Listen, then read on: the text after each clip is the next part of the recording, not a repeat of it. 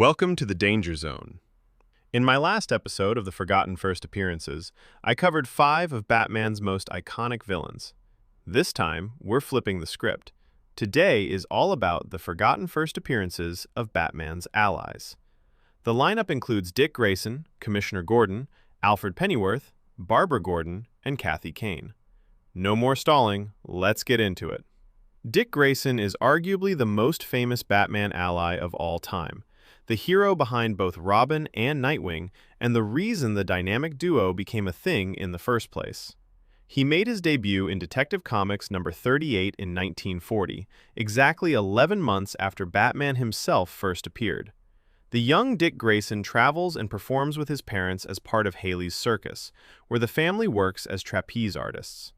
After his part of the act wraps up one evening, Dick walks past Mr. Haley's office and overhears something he shouldn't. Gangsters threatening Haley with accidents unless he pays up. Haley refuses and throws them out. The threat turns out to be very real. During the very next performance, John and Mary Grayson plummet to their deaths when their trapeze rope is sabotaged. Dick is forced to watch it all happen right in front of him. As he stands there in shock, a stranger steps in to comfort him. Dick, sharp even in grief, pieces it together. He spies on Haley and figures out that the gangsters are behind his parents' murders. He sets off to report it to the police, but Batman intercepts him. Batman warns Dick that going to the police could get him killed, then does something unexpected. He opens up.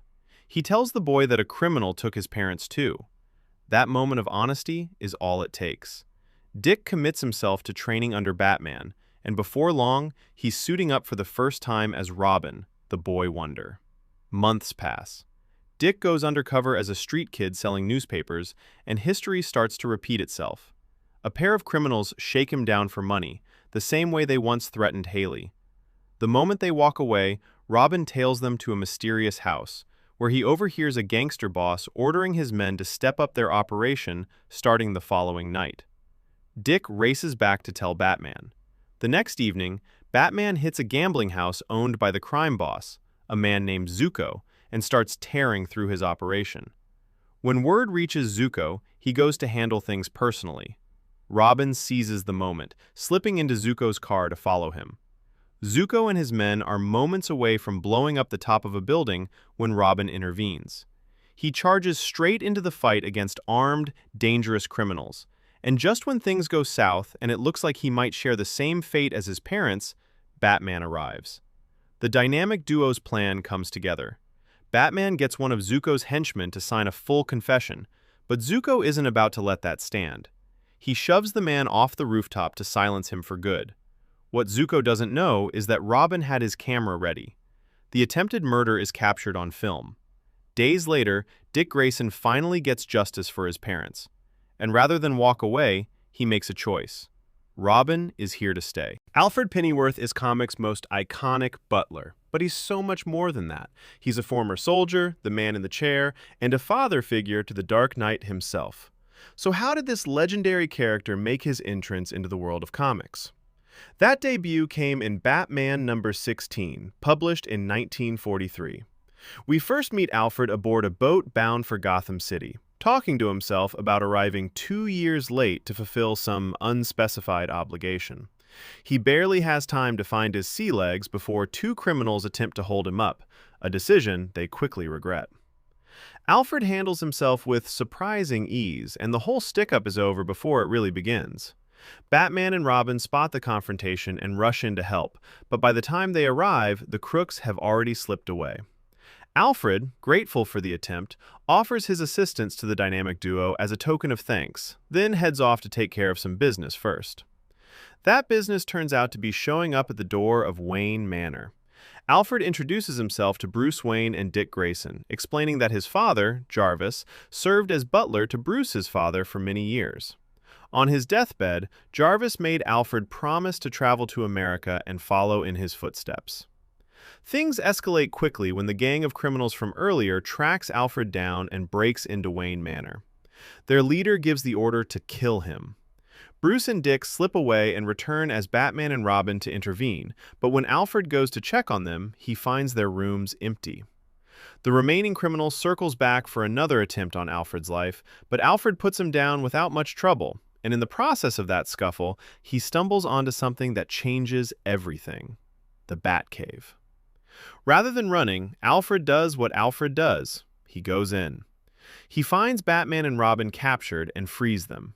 The following evening, he helps Bruce into his Batsuit for the first time, cementing a partnership that would define the legend of Batman for decades to come.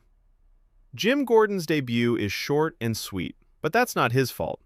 Batman's very first appearance in Detective Comics number 27 only had 7 pages to work with, so everyone's introduction was going to be brief.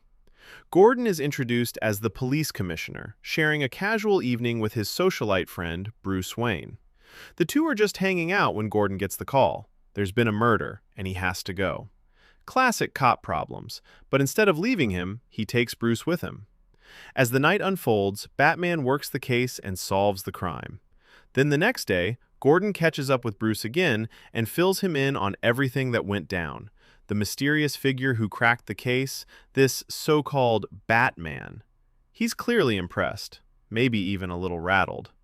What Gordon doesn't know, of course, is that he's telling the whole story to the guy who lived it. Bruce just sits there and listens, probably doing everything in his power not to smile. It's a small moment, but it perfectly sets up the dynamic these two characters will share for decades. Gordon chases the truth, and Bruce Wayne is always just one step ahead of it. Now, Barbara Gordon isn't the first Batgirl, but she is absolutely the most famous one. And honestly, her debut makes a pretty strong case for why. Her first appearance comes in Detective Comics number 359, published in 1967, and right from the jump, she's doing things her own way.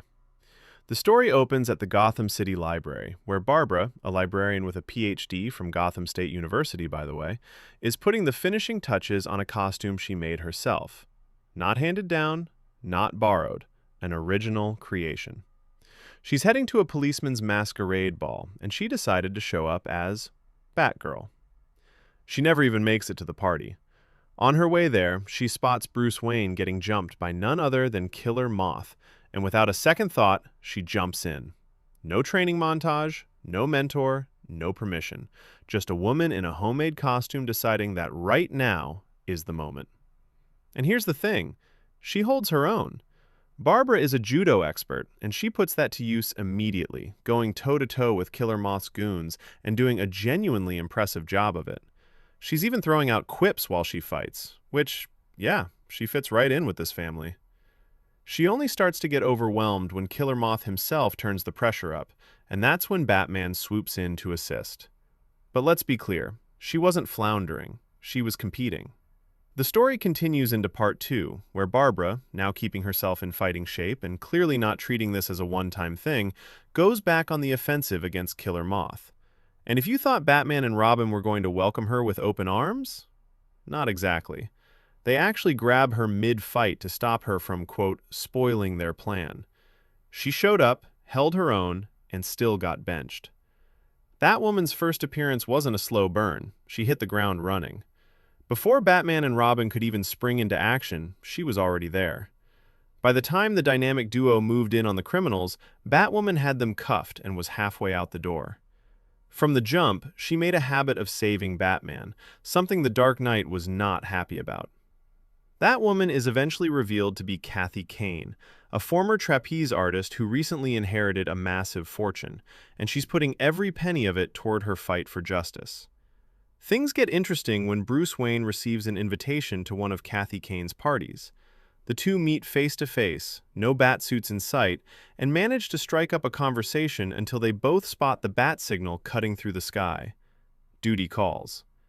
The two suit up and rendezvous with Robin, and together the trio tracks their lead to a place called the Tomorrow Club, where they manage to take down one of the mobsters. It's a bumpy ride. Differences clash and egos flare, but in the end, the three crime fighters find their footing. Robin, ever the optimist, even floats the idea of calling themselves the Dynamic Trio. And that's a wrap on Batman's allies. Who would you like to see featured next in the forgotten first appearances?